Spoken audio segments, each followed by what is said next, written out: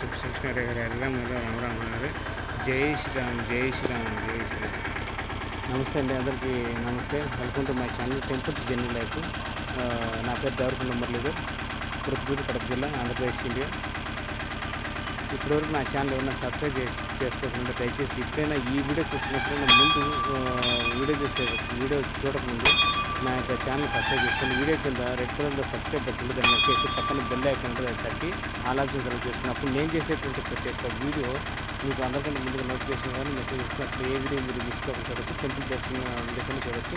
మీరు యూట్యూబ్లో సెర్చ్ చేసి టెంపుల్ దర్శన వీడియోస్ ఏమో చూస్తుంటారు. సో దాంట్లో నా ఛానల్ వీడియోస్ కూడా వస్తున్నాయి, కానీ నా ఛానల్లోని వీడియోస్ చూస్తున్నా కానీ సబ్స్క్రైబ్ చేసుకోవట్లేదు. నేను మీ దగ్గర నుంచి కోరుకునేది ఏంటంటే సబ్స్క్రైబ్ చేసుకోండి, లైక్ చేయండి, షేర్ చేయండి, కామెంట్ చేయండి.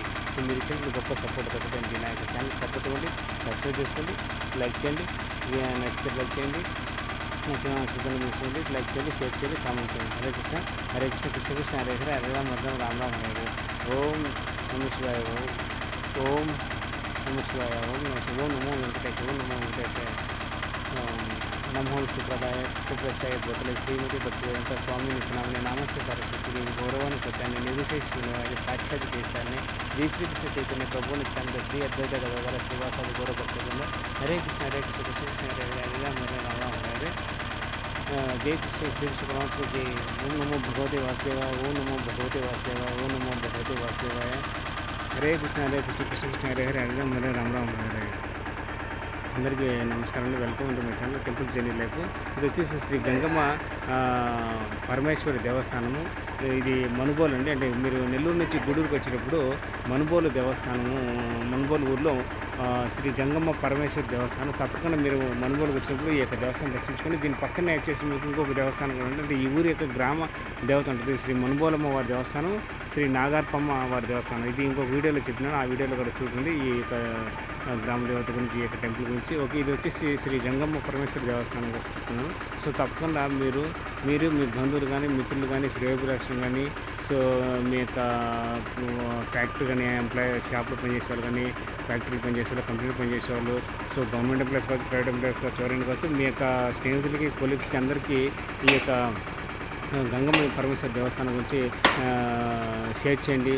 మీకు నచ్చితే వీడియో నచ్చితే లైక్ చేయండి, షేర్ చేయండి, కామెంట్ చేయండి. అదేవిధంగా ప్రతి ఒక్కరికి మీరు షేర్ చేస్తే ఈ యొక్క మనుగోలుకు వచ్చినప్పుడు అందరూ భక్తులందరూ, అంటే గంగమ్మ భక్తులు అంటే పొలిమేర అంటే ఊరి గ్రామదేవత అంటారు కదా, గ్రామదేవత గంగమ్మ, పోలేరమ్మ, అంకాలమ్మ, అట్లా రకరకాల అమ్మవారు ఉంటారు. ప్రతి ఊరికి అమ్మవారు తప్పకుండా ఉంటారు. సో తప్పకుండా అమ్మవారి మీద, అమ్మవారు ఇష్టపడే వాళ్ళు ఎవరిలో ఉండరు, ప్రతి ఒక్కరు అమ్మవారు ఇష్టపడతారు.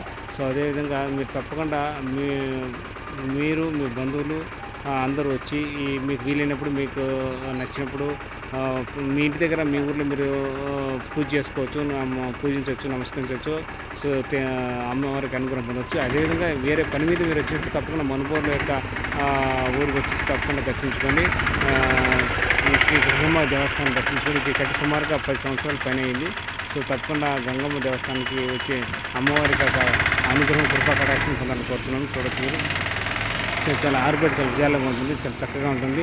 సో ఊరు బయట కూడా పక్కనే గుడి పక్కన బావి కూడా ఉంటుంది. సో మీరు వచ్చినప్పటి కాళ్ళు చేతులు కడుక్కొని, అటుపక్కడ ఒకటి ట్యాప్ ఉంది, అటు ఆ గుడి పక్కనే మీరు వెళ్ళి కాళ్ళు చేతులు కడుక్కొని అమ్మవారికి మీరు ఏదైనా నైవేద్యం పెట్టాలన్నా, ఏదైనా తీసుకుని వలన అంటే అన్నదాన కార్యక్రమం నిర్వహించాలన్నా సో మీరు చేయొచ్చు. అదేవిధంగా మీరు ఏదైనా అన్నదాన కార్యక్రమం నిర్వహించాలనుకుంటే మీరు నిర్వహించవచ్చు. లేకపోతే వ్యక్తిగతంగా ఏదైనా అమ్మవారికి ఏదైనా సమర్పించి నైవేద్యం పెట్టి సమర్పించి 10 మందికి పంచవచ్చు, 10 మందికి అన్నదానం ఇవ్వచ్చు. అదేవిధంగా అది కాకుండా మీ ఇంట్లో ఏదైనా ప్రత్యేకంగా నా పిల్లల నామకరణం కానీ, అంటే నిశ్చితార్థాలు, పుట్టినరోజులు, పెళ్ళిళ్ళు, శుభకార్యాలు జరిగినప్పుడు గంగమ్మ తల్లి దగ్గరికి వచ్చి ఏదైనా అంటే సంవత్సరానికి ఒకసారి చేయడం కాకుండా ప్రత్యేకించి ఏదైనా ఒక అమ్మవారి తరపున నేను ఒక అన్నదానం చేయాలనుకుంటున్నానంటే మీరు తప్పకుండా ఈ యొక్క దేవస్థానం యొక్క ధర్మకర్తను కానీ, కమిటీ పెద్దలు కానీ సంప్రదించి సో మీరు విరాళాలు ఇచ్చి ఇట్లా ఆ గుడి నిర్వహణకి, గుడి అభివృద్ధికి, ఇంకా అన్నదాన కార్యక్రమానికి తోడ్పడవచ్చు. అది అప్పుడు గంగమ్మ తల్లి ఎప్పుడు మీకు శుభం జరుగుతుంది, మీకు దేవునిలో ఆశీర్వాదాలు ఉంటాయి. ఎప్పుడు మీరు అనుకున్నవి పనులన్నీ సిద్ధిస్తాయి, అనుకున్న కార్యం అంతా సిద్ధిస్తుంది, మీరు కోరిన కోరికలు నెరవేరుతాయి. అంటే కోరికలు అంటే ఇక్కడ కోరికలు ఎక్కువ కోరుకోకూడదు, దాని గురించి ప్రతి వీడియోలో చెప్తున్నాను. సో అమ్మవారి యొక్క శరణ మాత్రం పొందాలి, సో అమ్మవారిని యొక్క అనుగ్రహం మాత్రం పొందాలి. అప్పుడు మనం చేసే ప్రతి పని కరెక్ట్గా ఉంటుంది, ప్రతి పని మనం విజయం సాధిస్తాము. ఎందుకంటే పనులన్నీ చేసుకుంటూ పోతుంటాము, కానీ ఏంటంటే మనం కోరుతున్నాం నాకు కార్యం జరిగేటట్టు చేయండి స్వామి, జరిగేటట్టు చేయండి అమ్మవారు. సో మనం ఆటోమేటిక్గా ముందు మనం భక్తితో శ్రద్ధతో పట్టుదలతో ఒక దీక్షతో అమ్మవారిని నిత్యము పూజించడము, నమస్కరించడం, అర్చించడము, అది నైవేద్యం పెట్టడము, అది పత్రం పుష్ప ఫలంతో అంటారు కదా భక్తులు. అట్లా మీకు నచ్చినట్టుగా మీకు శక్తి కొద్దిగా చేయండి. కోరికలు మాత్రం కోరకుండా శరణు మాత్రం పొందండి. చాలా ఆటోమేటిక్గా మీరు ఏదైతే పని చేస్తున్నారో ఆ యొక్క కార్యం తప్పకుండా నెరవేరుతుంది. సో సో గంగమ్మ తల్లి యొక్క ఆశీర్వాదం ఎల్లవెల్ల ఇప్పుడు మీకు మీ కుటుంబ సభ్యులకి ఆయురారోగ్య అష్టైశ్వర్య భగభగలు అన్నీ కలుగుతాయి, అన్నీ అందిస్తారు. సో మనం కోరికలను తగ్గించుకొని మా అమ్మవారిని శరణు మాత్రం పొందుతూ చాలు. అంటే భగవంతుడు ఒకటే రూపాయలు ఎవరు, సో అమ్మవారు కావచ్చు, స్వామివారు కావచ్చు. సో ఇప్పుడే ఒక భక్తుడు వచ్చేసి టెంకాయ కొట్టేసి వెళ్ళారు. సో తప్పకుండా దర్శించుకోండి. జై గంగమ్మ, జై గంగమ్మ, జై గంగమ్మ, జై గంగమ్మ, జై గంగమ్మ, నమో నమః. సో అమ్మవారి యొక్క అనుగ్రహం ఎల్లవేళ ఉండాలని కోరుకుంటున్నాను. జై గంగమ్మ. శ్రీ గంగమ్మ దేవస్థానం దర్శించుకొని అమ్మవారి కృపా కటాక్షం ఉందని తీర్థప్రసాదాలు తీసుకుని పూజారి వచ్చినప్పుడు సందర్శించుకుని, లేకపోతే బయట నుంచి మీరు దండం పెట్టుకుని ఇంటికి కొట్టి వెళ్ళొచ్చు. అమ్మవారికి అనుగ్రహం ఎల్లవేళ అందరికీ ఉండాలని కోరుకుంటున్నాను.